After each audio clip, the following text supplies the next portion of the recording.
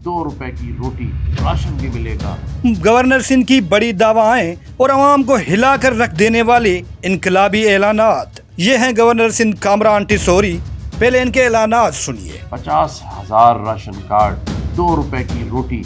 पहली बात, गवर्नर का ओहदा सियासी नहीं होता। दूसरी बात, गवर्नर सिंध के पास इतनी बजट ही नहीं जितने वो ऐलानात कर रहे हैं। लोग मासूम शहरियों को बेवकूफ बना रहे हैं। सीधे और आसान लफ्जों में समझाऊं तो ये साहब लोगों के जज्बात से खेल रहे हैं। पता नहीं लोगों ने क्यों कसम उठा ली है कि सिंध के लोगों को बेवकूफ ही बनाना है। पहले दावा किया कि मैं लाखों लोगों को इफ्तार कराऊंगा, लेकिन जब शहरी गए तो उन्हें खाने को कुछ मिला ही नहीं। फिर कहा मैं बरसात मुतासरीन में मुफ्त खाना तकसीम करूंगा। गवर्नर साहब साहिली पट्टी पर आए, कुछ 100 अफराद में एक दिन का खाना तकसीम किया और फिर गायब हो गए। गवर्नर सिंध ने ऐलान किया था कि कराची में 300 तंदूर लगेंगे, जहां रोटी सिर्फ और सिर्फ 2 रुपए में मिलेगी। 3 करोड़ से ज्यादा आबादी, 300 तंदूर और रोटी सिर्फ 2 रुपए की।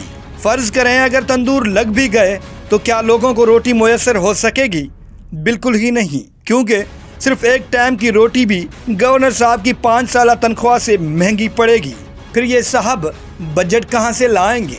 लगता है गवर्नर सिंध कामरान टिसोरी भी जेडीसी के जफर अब्बास की बातों से बहुत मुतासिर हैं, जिसने ये दावा किया था कि सैलाब मुतासरीन के लिए रोजाना राशन से भरी हजारों ट्रकें रवाना की जाती हैं, लेकिन वो राशन कहाँ तकसीम हुआ आज तक किसी को पता नहीं है। जफर अब्बास की हकीकत जानने के लिए मैंने खुद जेडीसी की वेबसाइट पर खुद को रजिस्टर करवाया था। बस फिर क्या था, 30 दिन के बाद जेडीसी का बंदा आया, एक थैला पकड़ाया, शनाख्ती कार्ड की कॉपी ली और फिर आज तक गायब है।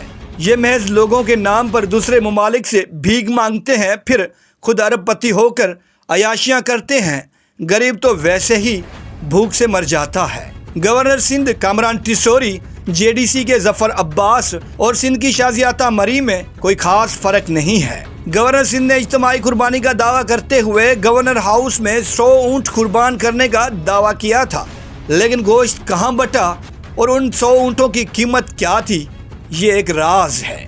गवर्नर सिंध ने बच्चों को मुफ्त कंप्यूटर कोर्स कराने का ऐलान किया। जब लोगों ने सवाल उठाया कि सिर्फ कराची ही क्यों, सिंध के दीगर शहरों में भी नौजवान रहते हैं, फिर क्या था, गवर्नर ने ऐसी चाल चली कि लोग दंग रह गए। लाखों बच्चों को कराची इंटरव्यू के लिए बुलाने का ड्रामा किया गया।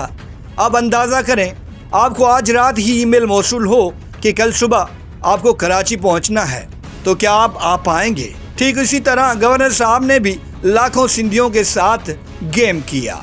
मैं तो सिर्फ इतना कहूँगा कि अगर बस में नहीं तो जुबान पर मत लाओ। लोगों को ठगने से भला किसका भला होगा।